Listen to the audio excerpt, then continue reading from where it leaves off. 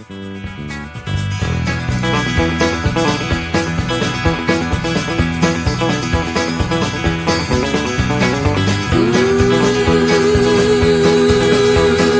Vegas ain't no place for a poor boy like me.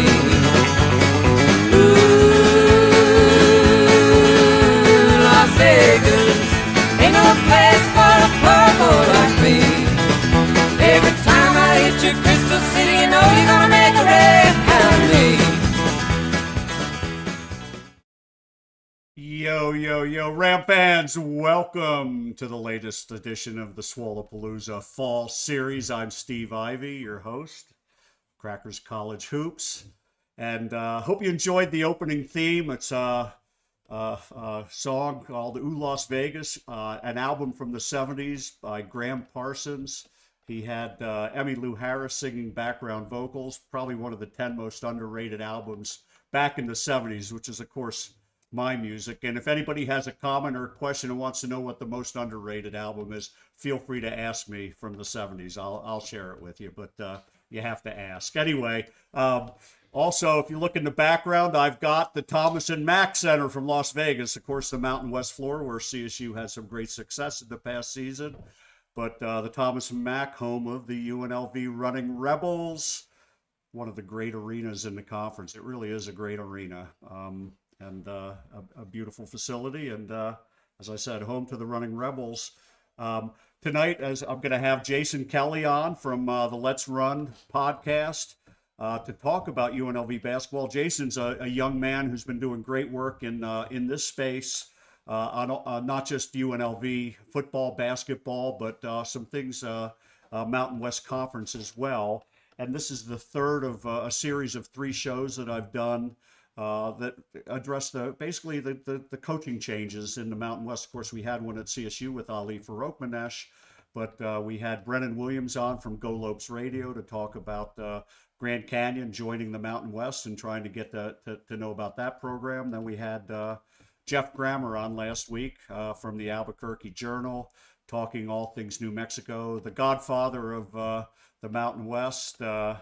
Jeff, of course, I started gassing him a little bit on Twitter today. Jeff came out with his Mountain West picks for the media days this week. They'll reveal them on Thursday, I believe. And Jeff had CSU 6th and didn't have a CSU player in the top 10 players in the Mountain West. And of course, I fired back to Jeff, why do you hate Colorado State? And then made a comment that New Mexico fans should be happy because now you have a team you hate more than your New Mexico Lobos. And of course, he takes a lot of gas for some of the stuff he says about the Lobos. But anyway, this is the third of the third of 3 shows. Crazy times in my household. I did spend a weekend in Utah. I got to see Utah State against Seattle in an exhibition game. It was a lot of fun. I'll talk about that on Thursday night. We're not going to cover that tonight.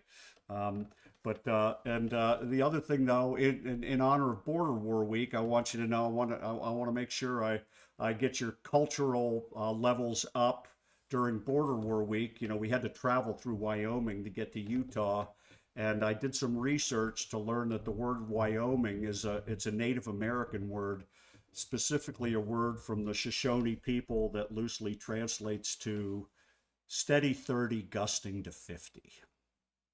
Okay, I'll be here all night. Be sure to tip your waitresses. As always, subscribe, hit the like button.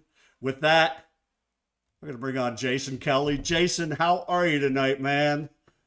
Steve, thank you so much for having me on. I've been listening to you ever since you and Tom started, because obviously I've been listening to Tom for a couple of years now, and this kind of weekly thing that you were doing, it's just so much fun, and it's so good that we have good Mountain West content. Especially, you know, as we give the conference kind of its swan song. I'm grateful to be here, and I'm grateful to talk to somebody that loves Mountain West hoops as much as I do. Yeah, it's, you know, I want people to know, Jason, I mean, I first noticed Jason with a lot of the stuff he was doing. He's a very interesting young man. With the stuff he talking about the Mountain West Conference and PAC lawsuit. We're not going to talk about that, but the work you did on that I thought was extraordinary. And whether you agree or not with Jason's point of view, that doesn't matter. It's interesting stuff, and it's and he's very well versed, because Jason has finished law school and passed the bar exam in the state of Nevada, right? Where do you find where do you still find time to produce this great content with all things UNLV, a lot of football and basketball content? Where do you find the time, man?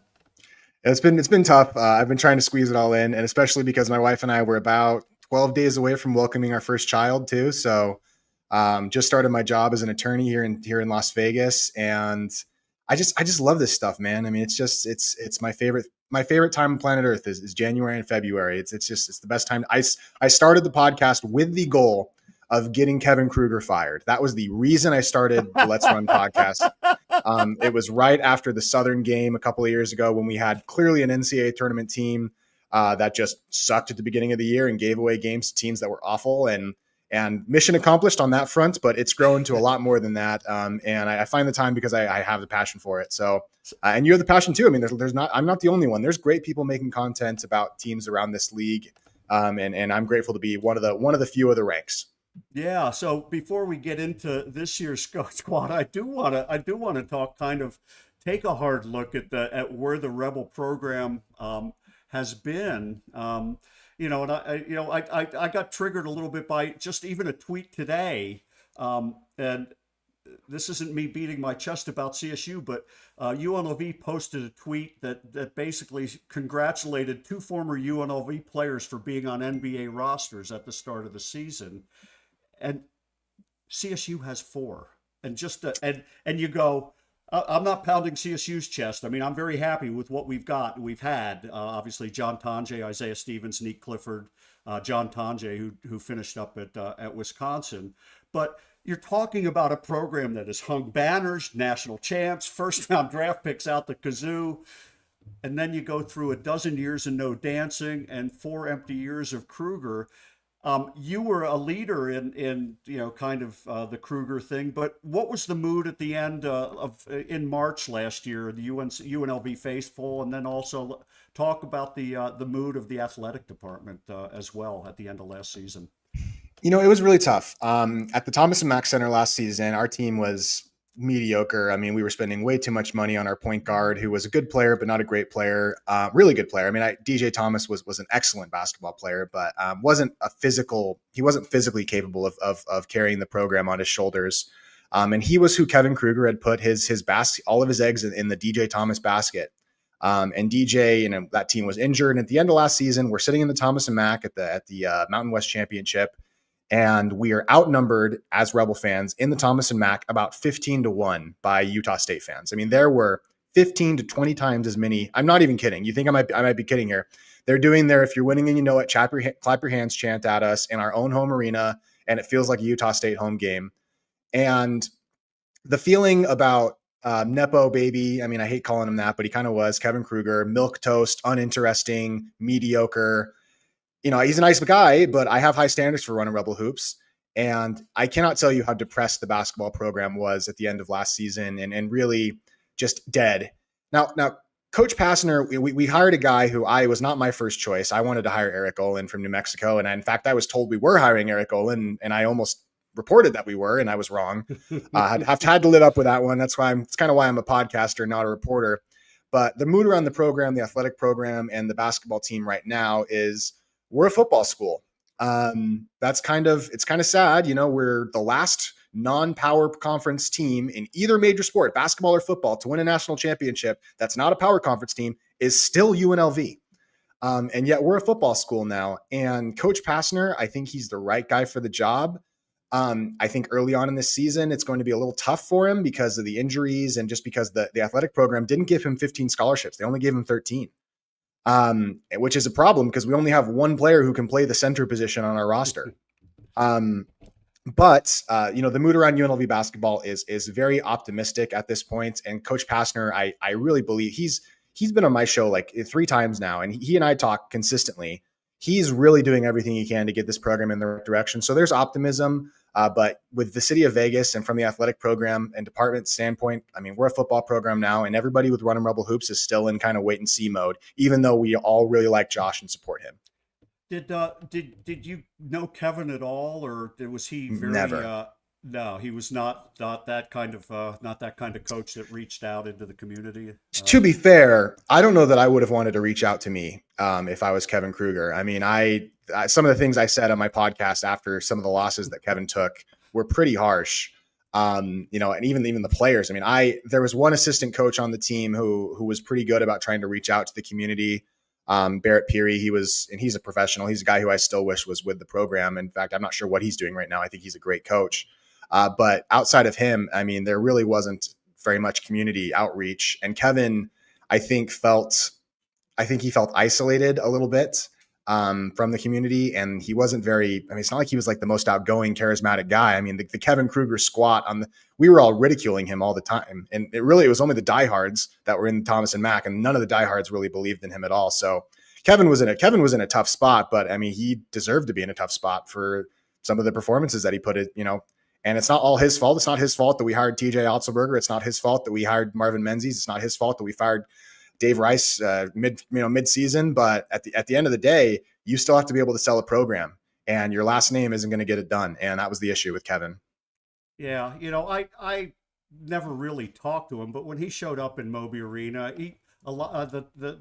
couple I remember a couple of times he would sit and watch his team warm up, and he'd sit right in front of me because I sit behind the CSU bench, and they warm up on the side, that side, that basket, and I talked to him a few times, and he was a very, very polite and very nice, but very not very. I wouldn't. He was reserved, very reserved, and I attended. I went to a UNLV CSU game in 2023, and I was amazed by the sheer lack of numbers of fans. There were like 3,000 people in that beautiful arena. And there must have been 1,000 people in yellow jackets helping those 3,000 people. They were very helpful. They were great people helping, but boy, not many fans. And to me, and I looked up, and for somebody like you with that program, I look up, I get in that arena and I see those banners, not just team banners, but player banners. And you go, holy shit, this is a program. This is where they're at right now. And I go back, obviously I'm old enough. You weren't born. You're way too young man. But I was around. I had this discussion with Grammer. I first saw New Mexico play in '78 when they were a top 5 team in the nation. I saw UNLV that same year play a non-conference game against Arizona. And I saw maybe one of the 10 best college basketball players I've ever seen play, Reggie Theus, in that game. And I mean, guys like that, over and over again for years. Obviously, the 1990 championship, the 91 team that was even better that Duke figured out a way to upset. And then you get to this arena and you get to this 2023-24 and you go, holy moly, what has happened? And that was the Isaiah Stevens half-court heave game, wasn't it? That was the game where he went off, and I don't know if you know the story about it, but Isaiah and I know Isaiah very, very well. We're pretty good friends. I've had him on my show a few times, and his freshman year, Isaiah hit a buzzer beater against Nevada, and I missed it. It was one of the only games I've ever missed because I had surgery. The game was on a Tuesday, and I had hip surgery on Monday. The doctor said, you can't go. You're not allowed to walk up these stairs. And so I did go to the game on Saturday, which I believe was against UNLV. And I sat with Isaiah, and I said, you owe me one, young man. You owe me one. And he laughed. And 2 years later, he paid it back in full, man. And I sat with him. I sat with him upstairs in the Thomas and Mack. I've got some good pictures with him, and we had a great laugh about that. I said, "You paid me back 10x, buddy." That was the most ridiculous performance I've ever seen. I mean, just some of the I think we were up by like 9 with like a minute to go. I mean, it was 8 or something. We were up by a lot, and then the half court heave and. I've never been so frustrated. Overtime, they had UNLV had the lead in overtime, and it was crazy. Isaiah hit he hit a 3, and I think it was Jordan McCabe missed a free throw. Yeah, and then Stevens came down and took a pass, and somehow they left him open. I have no idea why they left him open. And you talk about the emptiness of the Thomas and Mack. I would say there's almost a feeling in the city of Las Vegas of punishing the school, like actual anger, not even ambivalence. Like there's still a vivid level of distrust in the way that this basketball program is run. And so, I mean, until they can make the NCAA tournament, I feel bad for Pastner because he's like, man, I know that people want to come when they win, but it's like we really could use the help because we have a beautiful arena that should be and for decades. I mean, up until 2014, we were like top 15 in the country in attendance. We were like, and the city of Las Vegas just doesn't trust this program at all. And you've seen our football program attendance. I mean, we were 14,000 a game for 50 years, and now we're at 35,000 a game. Right. And so people will come, but you just have to win. And it's putting Pastner in a difficult spot to begin his tenure for sure.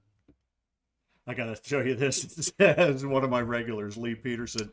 Tom Moser definitely agreed with your opinion on Kruger. Tom would go off on him all the time. Well, because he had the talent. I mean, Kruger had good enough players Kruger could have succeeded at UNLV. He could have. TJ Otzelberger could have succeeded at UNLV. Of course, that was a coach with a losing record at a Mountain West school getting a Power 4 job and immediately turning into he had 1 foot out the door before he even took the UNLV. Why are we hiring this guy? I mean, what are we? Yeah, of course I knew. I mean, why are we hiring this guy? I mean, what are we doing? And I get part of it was COVID, and we did have that one season where we upset San Diego State and ended their perfect season. But like, it's been very, very, very frustrating. And I have faith in this program. I think they can turn it around. I think Pastner has all the right intentions and all the right ideas. And at least he cares enough. Every time I talk to Coach Pastner, let me just say this. Every time I talk to him, he says, thank you for your team. He always finishes off, thank you I appreciate you allowing me to be the steward of your team. And that's his mindset. And so I hope he can fix this anger. It's not just apathy, it's anger towards UNLV basketball in Las Vegas. That's which is a shame, like I said. So this is a comment. Recent UNLV paradigm seems to be the lineup as many athletes as possible and let them run. Let's talk about this now. Let's talk. That is a perfect transition. That's a perfect comment. So you've obviously developed a relationship with Pastner. You have a nice relationship with him. How is the community responding to him? Very positively. I mean, the thing is, the only people that are willing to really engage with him are the diehard fans, and the diehard fans, definitely me and my parents we're one of them. Have been very positive about Pastner. I mean, he's saying all the right things. He's doing all the right things. He's been at every single community event. I mean, I met him last February, last May or something.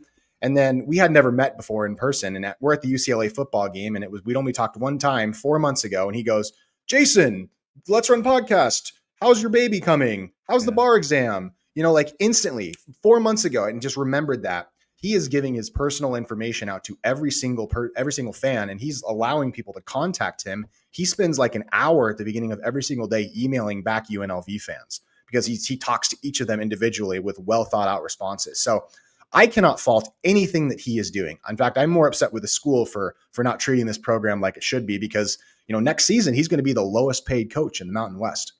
And part of that is because Eric Harper, our athletic director, secretly extended Kevin Kruger without telling the community.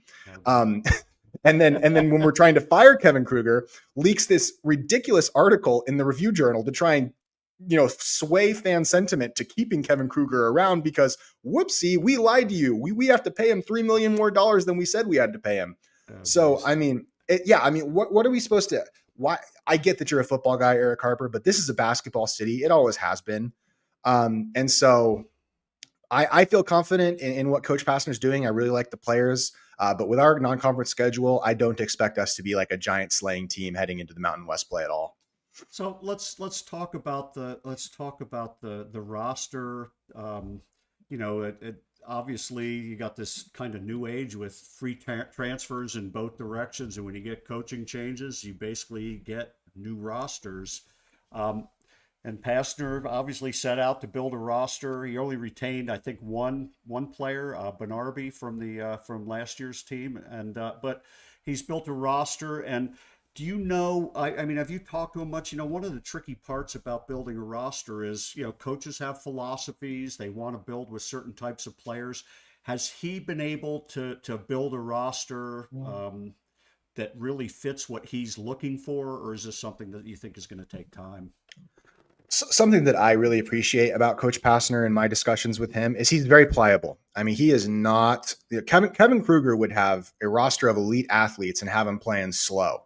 I mean, Dave Rice, bless his heart, and I actually love Dave Rice. I've talked to Dave Rice several times. He's a good man who we never should have treated like we did.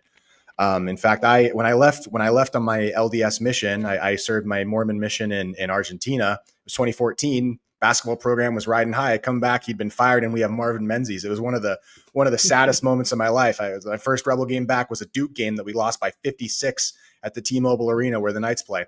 But I look at Coach Passner's coaching philosophy, and I went through his time. When he won the ACC, when Coach K, when Coach Roy Williams were still there. His teams do not have like a strict play style. He plays what he thinks will win year to year. He's willing to change what he does year to year, depending on his roster.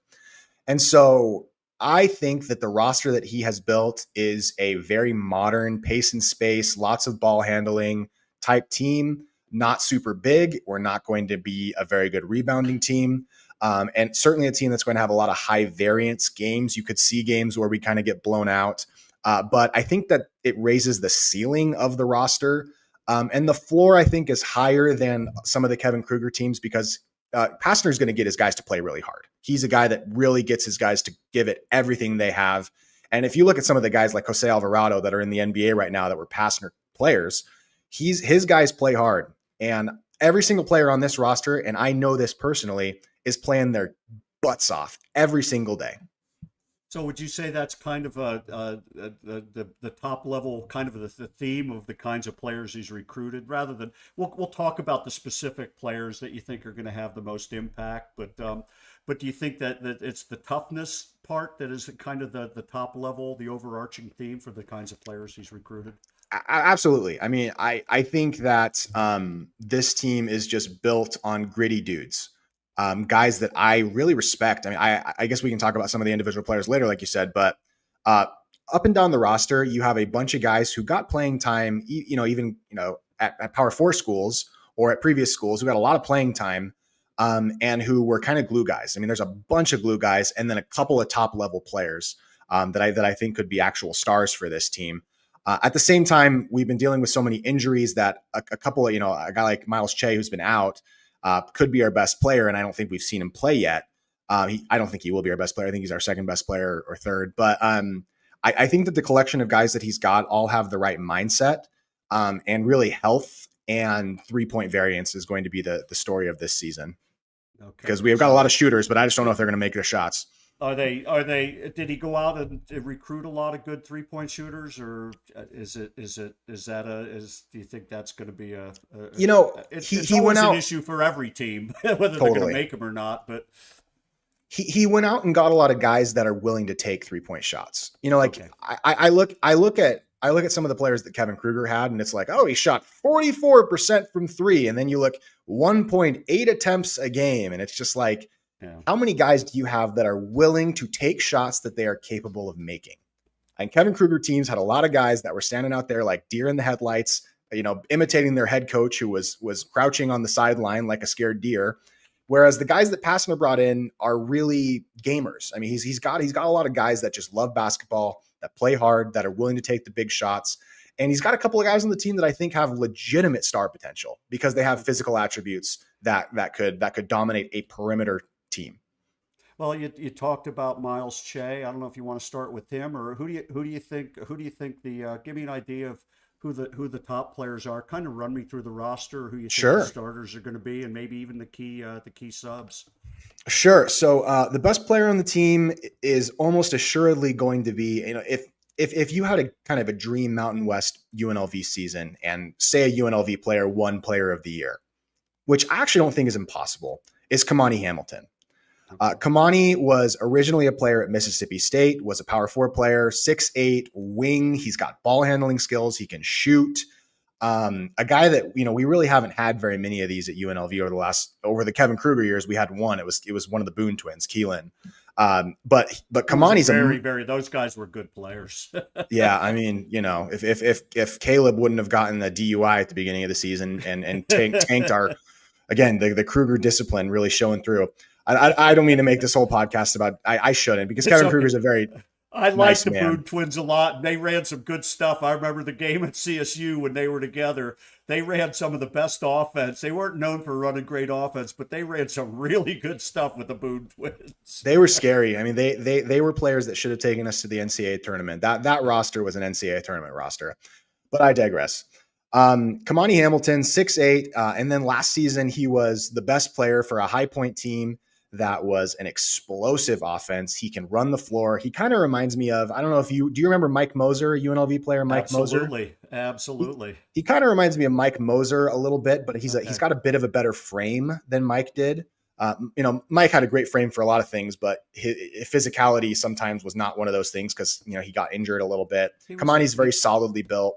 Go ahead. Moser transfer from USC, Moser, or UCLA. Yeah, UCLA. He transferred Good from player. the Ben Howland UCLA Final Four teams to UNLV. Very good. And then ended up going to Oregon, and now he's one of the assistant coaches for the Houston Rockets.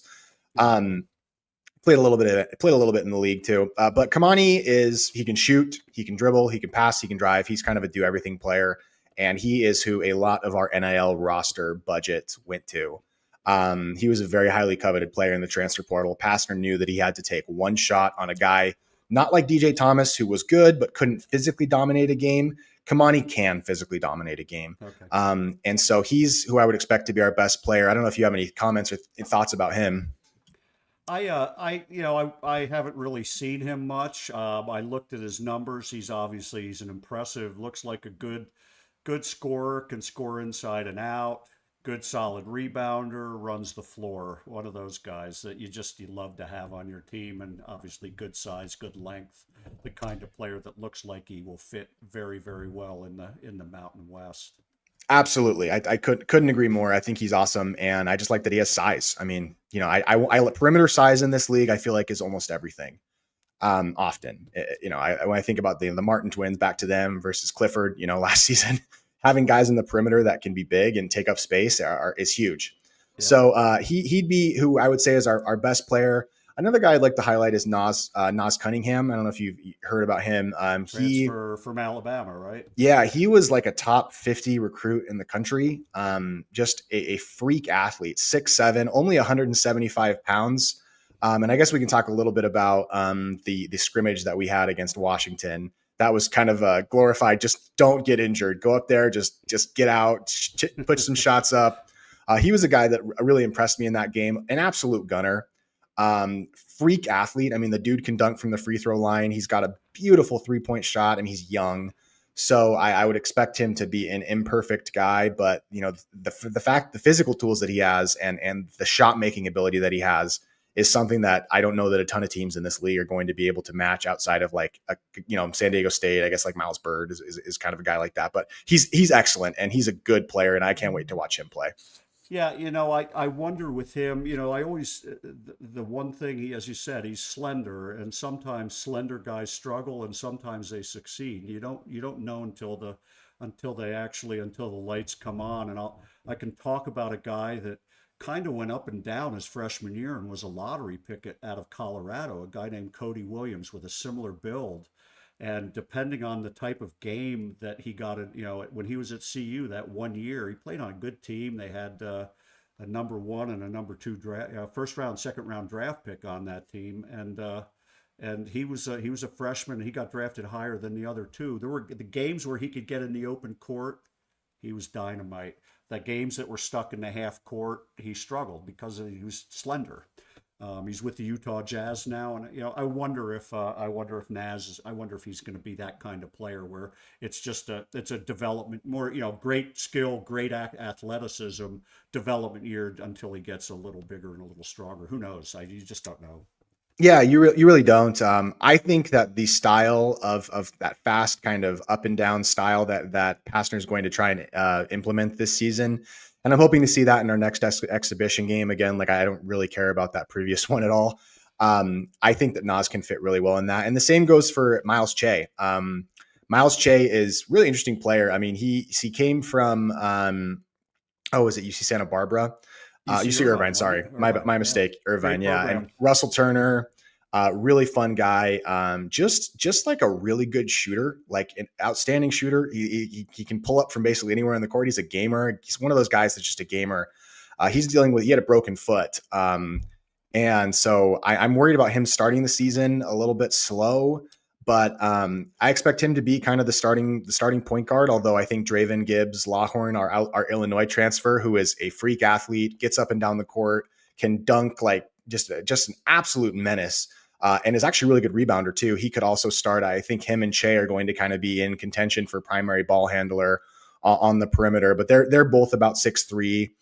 Che's probably a better shooter, whereas Draven is definitely a better athlete, physical athlete, and he's healthy. So I would expect him to kind of get the early run. But I by Mountain West play, I would expect Miles Che to kind of be the commander of the Rebel offense. And I think we're always going to have a good point guard ball handler on the floor. Unlike, last year where when DJ Thomas went out, we had Jaden Henley, our 6'8" forward, playing point guard. I think this season we should always have an adequate ball handler on the floor, which is something that I really appreciate. I mean, I can't believe that team last year swept San Diego State. So, I mean, if it blows my mind. And so I think that was more common of San Diego State than it was UNLV, to be honest. True. That's a good point. I mean, but so yeah, I like our backcourt. A couple of other guys in the backcourt that could get some run. I don't really Al Green, solid shooter. He just kind of reminds me of he's kind of like Justin Webster, if you remember him from UNLV. Sure, absolutely. Just gonna be an innings eater that can hit some shots. I like that as the backcourt. And Howie Fleming is a guy at 6'5". I think he's actually a little closer to 6'6". He's a guy from UTRGV. I think that's the right lettering for that school. Should just be kind of an innings eater. We've got players that aren't going to hurt us on the perimeter. Nobody I think our perimeter is going to be so much so that nobody's going to be hurting us on the roster. Unlike last season where we were definitely playing some guys that were target that dude kind of players.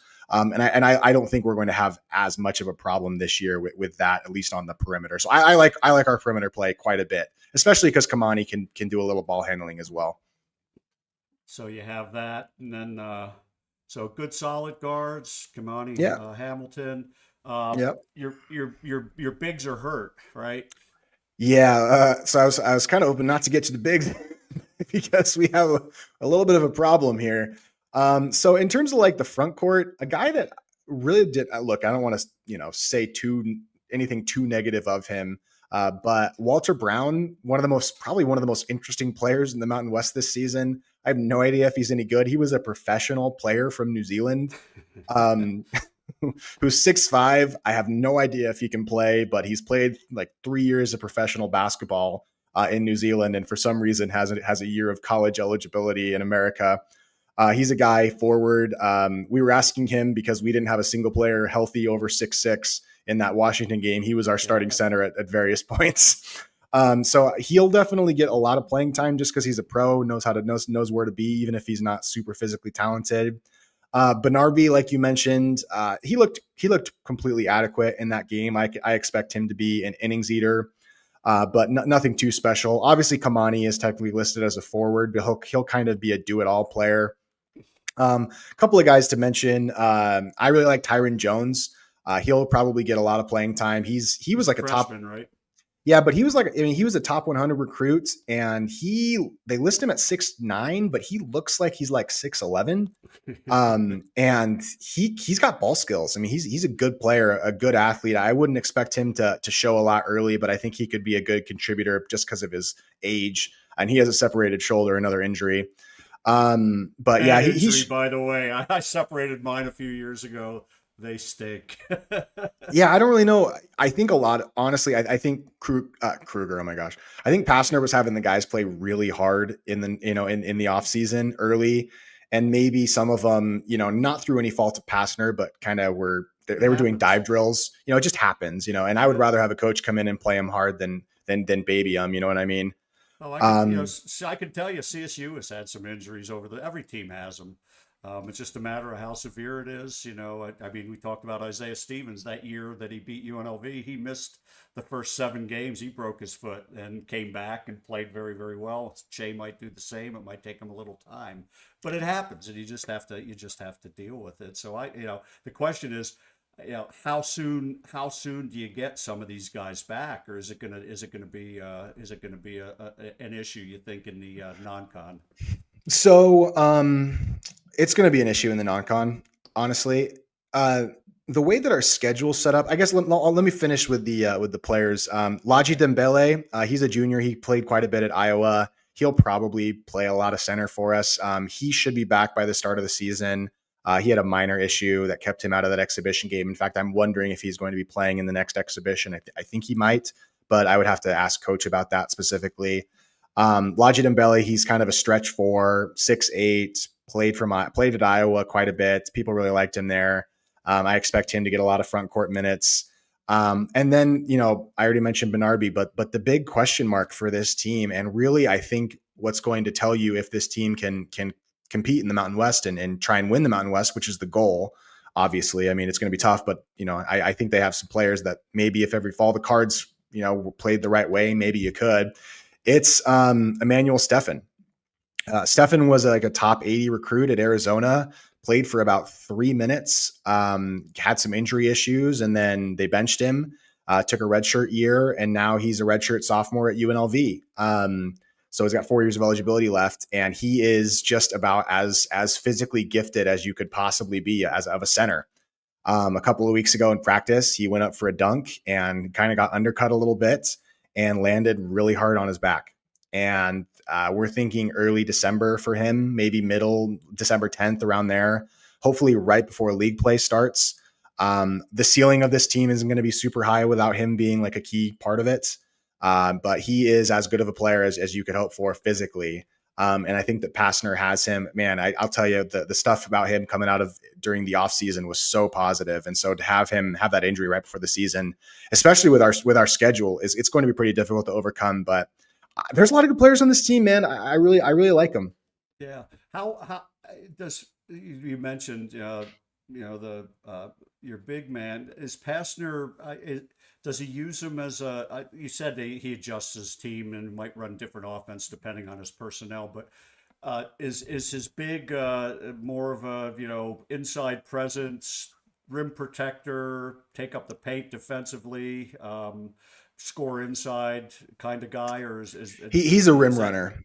Okay. Yeah, he's a rim runner, especially this season with 4 years of eligibility left. I think he'll probably stick around the program for at least 2 years. I mean, obviously anybody can transfer, but I wouldn't expect him to get any, Kruger was a safety blanket throwing a guy, even if the guy had no post skills at all, even if it was injured Jalen Hill, he was throwing it to the post. I wouldn't expect Pastner to be running a lot of back to the basket stuff like Kevin did. And there really isn't anybody on this team that's a true back to the basket player. I mean, even Kamani, who is more of a face up attack off the dribble kind of guy. So there's not going to be very much back to the basket kind of stuff. This is going to be a space and pace, modern offense, 5-out kind of team. And Steffens is going to be relied on to be a rim protector and a rim runner and dunker on the other side of the floor. Not a lot else. So Kamani Hamilton, an all Mountain West level player, potential player of the year if UNLV has a great season. Anybody that you'd categorize as maybe a all defensive team kind of player, somebody who stands out? I think Kamani is probably that guy too. I mean, he's kind of a do it everything. If you look at what he did for those High Point teams, he was the engine. I mean, unless Steffens, turns into a defense, it's just hard when you have basically a freshman to say that they're going to be a defensive player of the year. I think is a bit of a stretch. Guath, man. That's true. That's true. And Steffens is a similar. I mean, I don't know if I don't think he's a better athlete than Magoon, but like he's a similar type of body. And so maybe Steffens. But I mean, Kamani's a 4-year starter, senior kind of guy. So if anybody's going to do it, it's going to be him. If any awards that we're going to get, it's probably going to be him, or I guess like Miles Che or Draven could technically be like a second team type player if we have a great season too.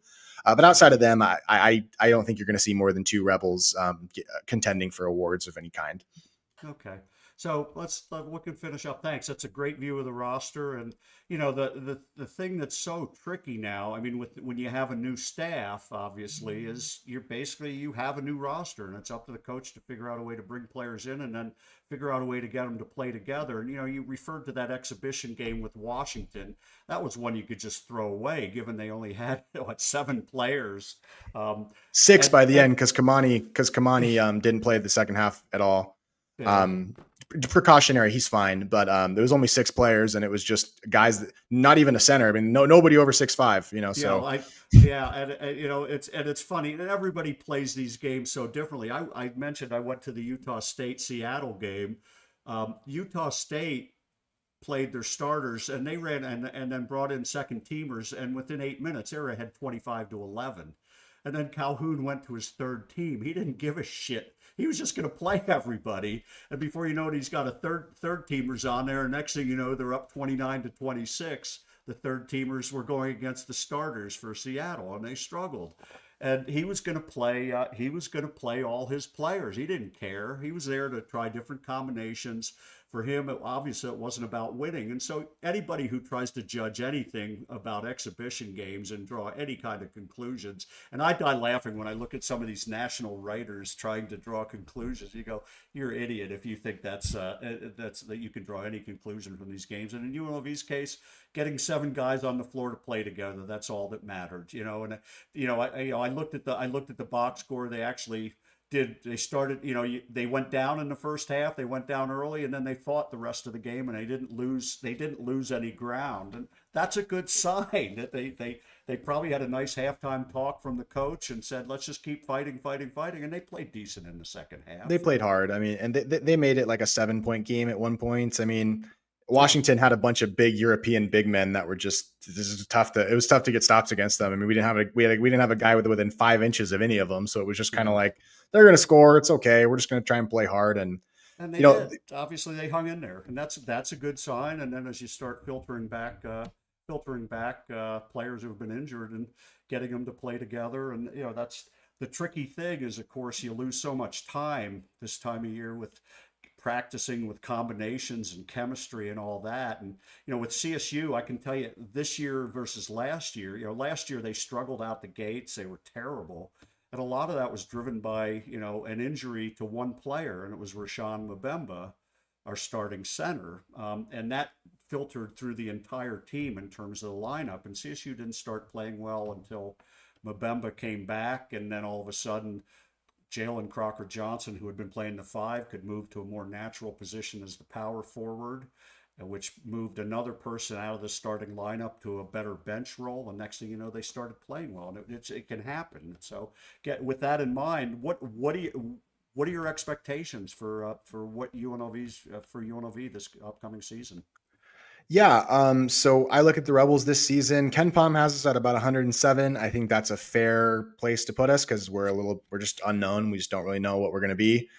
You look at our non-conference, going to be pretty tough. Got to be honest with you. It's not going to be, I don't think we're going to be a great team, in this non-con because it's difficult. We're in the Players Era tournament, which is the best tournament in college basketball. And we're playing a lot of good teams. You go through our schedule. We got 3 winnable games to start: Tennessee, Martin, Chattanooga, and Montana. We'll probably be 3-0. If we're not, goodness. I mean, I won't try and burn the program down or anything, but I'll be pretty frustrated. Then we play at Memphis. That's a tough game. We play St. Joe's at home. That's not easy. Maryland, you've seen Maryland firsthand. They're pretty good. Alabama, that's going to be Maryland, coached by ex-CSU assistant Buzz Williams, and his assistant is ex-CSU head coach Dale Layer. So I know them very well. Yeah, yeah, you definitely do. Then, it's a brutal, it's a pretty difficult non-conference schedule. And I think we're going to go out there. We're going to get shots. We're going to do well. And our last game is going to be like against Oregon or against, there's another game in there too. We could play Houston. We could play Kansas. We could play, any of those teams. I mean, so if we're 500 out of the non-con, I'll have considered that. And if we can avoid any of those bad losses, I'll have considered that a dashing success. Because the conference schedule, I think, kind of comes into focus. I like our draws. I think it's pretty reasonable. Who And did if we're who did UNLV avoid with the we only play one game against two teams. we Which avoid who did we avoid? Did we with, avoid Utah State? No, we got Utah State. Actually, I didn't know. I think we have San Jose State twice. Oh wait, oh my gosh. Okay, wait. I actually don't know. I'm looking at it right now. I think it CSU, I know we don't get Grand Canyon at home, and we don't go to Nevada. seems like we avoided Fresno State, and it looks like New Mexico. We don't go to Okay, the pit that's right. next year.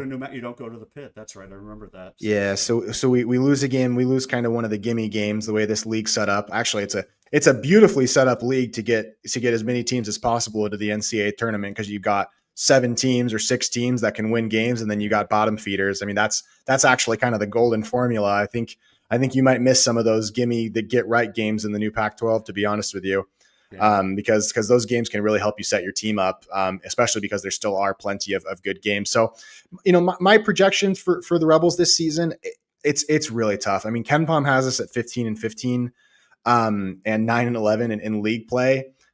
I actually really do think that there's a chance that this team competes in the top 5 for the Mountain West this season. I really do. I think something, a 12 and I guess it would be 12-8, 14, 13-7. I think those kinds of records are on the table for this team. And I'm going to predict that they do. Like I'm a, perennially pessimistic UNLV fan, and just having known Josh and talked to him and known quite a bit about this roster, like I'm choosing to be optimistic. I think they can go 13-7 or 12-8 in the Mountain West, or maybe better. I mean, but that's my like cautiously optimistic take on them. I think they can be, a above 500 team that does well in league play and is really actually dangerous. And maybe for the first time since 2015, we can beat a team in our own home building in the Mountain West tournament that is not Air Force, because we are 0-11 against every team not named Air Force. Right? The last time we beat a team in the Mountain West tournament that was not Air Force was 2015. I know you beat us in 2013. Oh, I remember that one. I was there. That was a fun one. Anthony Marshall hit a That 15, 20 footer or something from the top of the key. An elbow jumper over Dorian Green. He's back with the team now. He's a graduate assistant on the team. Good player, so I really think this Rebel team could be dangerous this season. I really do, and I don't think they're going to win the league, but I think they can be a top 5 team, and I think there's an outside chance they can be a team that wins the Mountain West Conference tournament. I really do. And I'm choosing to be optimistic because I'm tired of being pessimistic. Fair enough, man. My perspective of this, I think it's fair to favor San Diego State above everybody else, but I think they have issues too. And I forget who I was talking to, but I think it was Grammer last week. I said, San Diego State in the last 2 years has lost 10 road games in the Mountain West. They got swept by us last year. They got swept by Julian Rishwain they got swept by Utah State too. And the point is, they, as good as they are, and I think those guys are very good players, they haven't proven that they can do it night after night after night in the Mountain West. And it's a hard, it's a hard conference to do it night after night. And so I do think there are issues there, even though I like their talent. I saw Utah State last Saturday. They're good. They are going to be good. I think they'll be one of the top teams. I think they'll compete near the top, but I also think they'll have some issues as well. Boise State the same. I really see it as kind of San Diego State above everybody else, and then the next 6 teams, which is basically Boise State, Utah State, New Mexico, CSU, UNLV, and Grand Canyon. I think those 6 teams are competing for three spots in the NCAA. Whether it comes via winning the tournament or whether it comes from an at-large, I think the Mountain West will be good for 4 bids, and there's enough unknowns out of all of those teams that any one of them could find their way into the NCAA tournament at the end. So I think we're a 5 bid league this season. I really do. Like I think that there's enough good teams and good coaches. Like I get that there's a lot. I was listening to Jeff, and I religiously read everything Jeff. I actually pay for the Albuquerque Journal because I just want to read everything. I'm ridiculous. I pay for everybody's like San Diego Tribune. Just because I'm not gonna try and. I don't pay for the Tribune because of Ziegler. Well, see, I think Ziegler. He's like a supervillain to me. I just think he's hilarious. He's like Rick Moranis in Spaceballs. I mean, just the kind of guy that's he's the bad guy, but you also and he does some bad things maybe, but you also really think he's hilarious.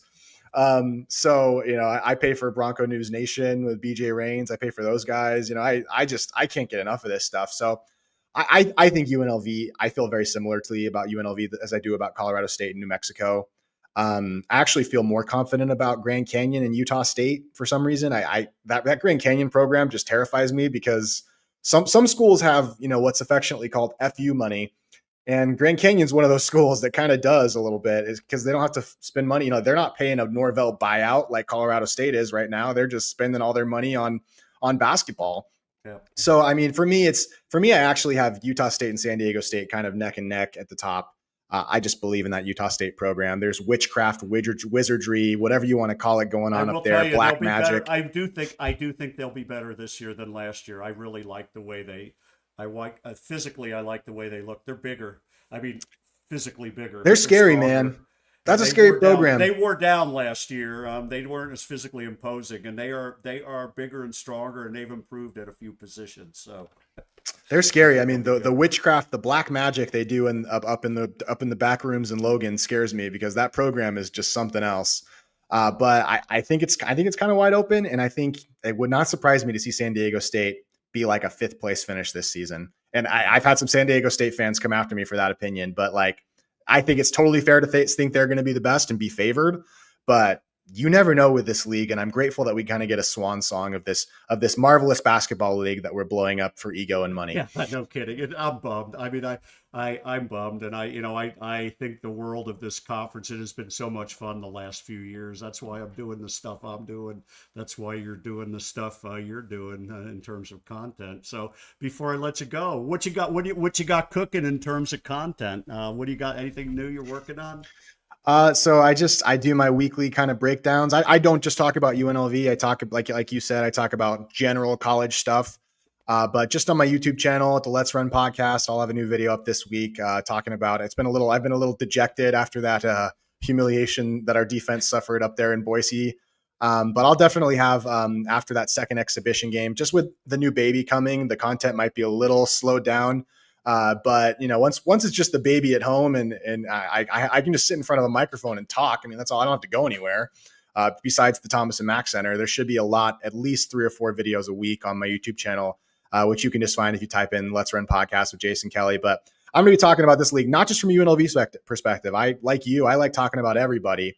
Every single program in this conference, I think, has something so positive and so fun about it. And I think that every program deserves to be highlighted, shouted out. Even the Sparks Community College, isn't that what we call it? That's Reno's so close to hell you can see sparks. That's what people say. Even Reno has something interesting to say about it. So that's where I'm going to be, and I appreciate you having me on. I can't tell you how much of an honor it is to be invited on. Oh, trust me, I am overjoyed that you said you'd come on. Like I said, I think your content is fantastic, and I hope people will follow Jason. Check him out on X, and you can see the banner running. You can find him on YouTube, find him on X. Like I said, doing great content. Jason, thank you so much for coming on. Let's keep in touch, man. We're going to be talking all season. Again. We're going to be talking all season. I can't wait to see what Farouk Manesh, isn't that how you say his name? Ali Farouk Manesh. I cannot wait to see what he cooks up because he's a fun offensive mind. That guy's going to be doing underwater 4D backgammon on his coaching board there to get those Rams playing well. So I cannot wait. Love CSU and thank you again. You bet. We'll see you, Jason. Have a great evening. Have a great week. We'll talk to you soon, man. See ya. Jason Kelly, ladies and gentlemen. I hope you enjoyed that. I think he's terrific. I just think the world of him. The young guys, obviously, I had Grammer, who is the godfather, but the young guys I've had, Brennan Williams and Jason tonight, they're fantastic, and the content is really, really good. So So really, check him out if you can.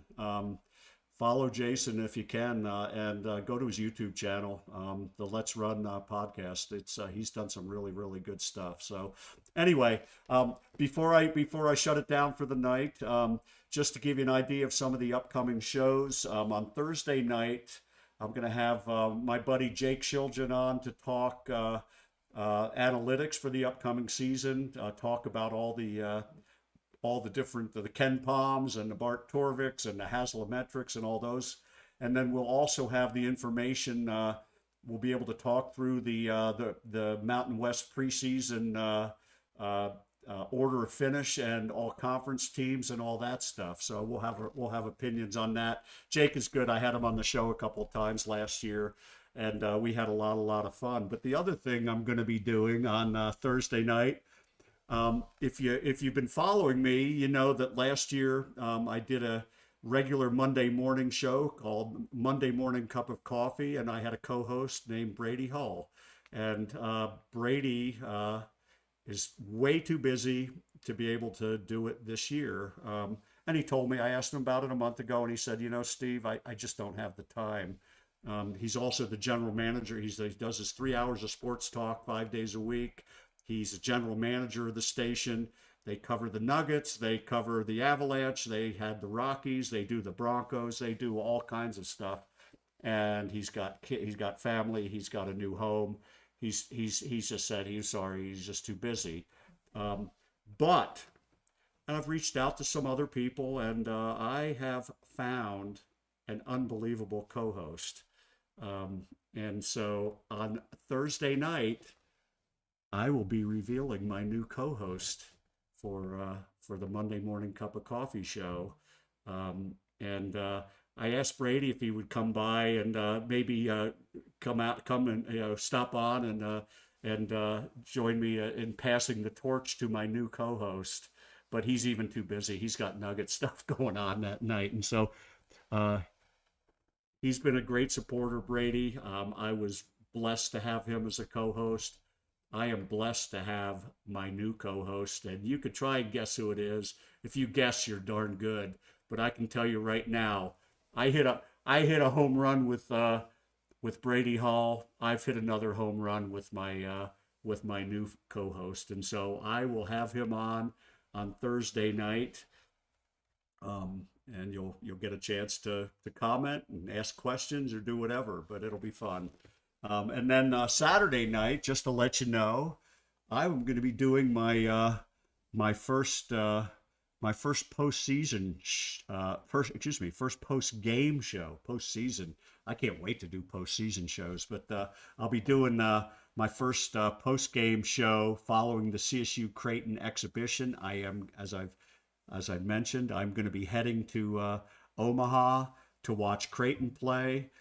17,000 people in that arena. They've already played an exhibition game, and they absolutely murdered preseason number 16 ranked Iowa State.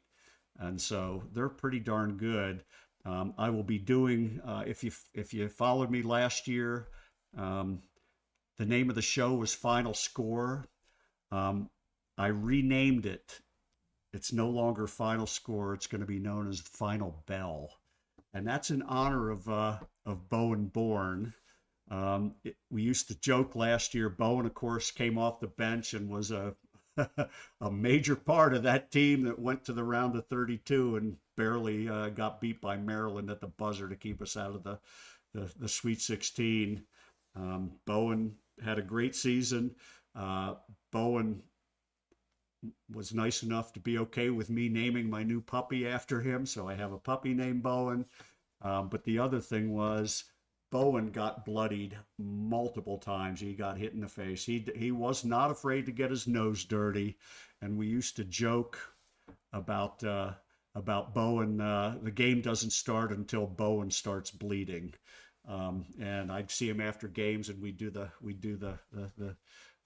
shadow boxing and stuff. Anyway, in honor of him, we've changed the name from Final Score to Final Bell. And I just want to show you, just real quickly, give me 30 seconds here. I got a video ready to go This is what the opening video will be. And if this doesn't get you going,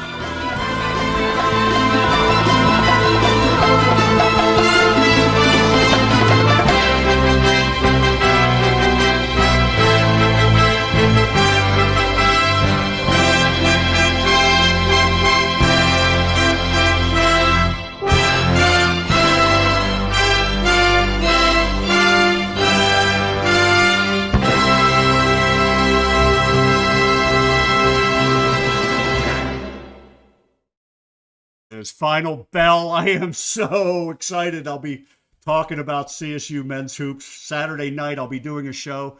The game starts at 6 o'clock. I realize we're playing Wyoming in the border war. The basketball game starts at 6 o'clock. Should be over. That's Central Time. Should be over about 8. I am not gonna. I was originally thinking of trying to do a live YouTube show from the arena. I'm not going to do that. I'll do it from my hotel room. It'll probably be about 9 o'clock Central Time. So keep an eye out. Plan on about 8 o'clock Mountain Time. We'll talk CSU and Creighton. Have some fun, and then my first Monday morning cup of coffee show on Monday the 27th, the following Monday, and of course I'll be joined by my new co-host, and I have lined up the absolute best guest that I could start a season with. And it'll be none other than a young man who's been in Fort Collins for 7 years as an assistant coach, and a man who's about to ring in a brand new era of CSU men's basketball, the one and only. I'm going to have Ali Faroukmanesh on. We'll talk, we'll recap the weekend in Omaha and set the stage for the upcoming season, which will begin the following Monday, opening day, November 3rd, against Incarnate Word. So it's going to be an exciting time. We'll set up the season, and as you know, CSU's final season in the Mountain West. Opening night only a week away at that point. So I'm really, really excited to get started. Like I said, final bell, Monday morning cup of coffee. But before that, a Swollapalooza Thursday with Jake, and meeting the new co-host of the Monday morning cup of coffee show. So with that, I'm going to wrap it up, folks. This has been fun. Thank you to Jason again. Please follow him. Please watch his stuff, like his stuff. He's terrific. We'll keep the good content coming. Thank you, everybody in the community, for keep building this thing. This is going to be a fun season. I'm really starting to get excited. So thank you, everybody. Have a great evening. We'll see you Thursday night.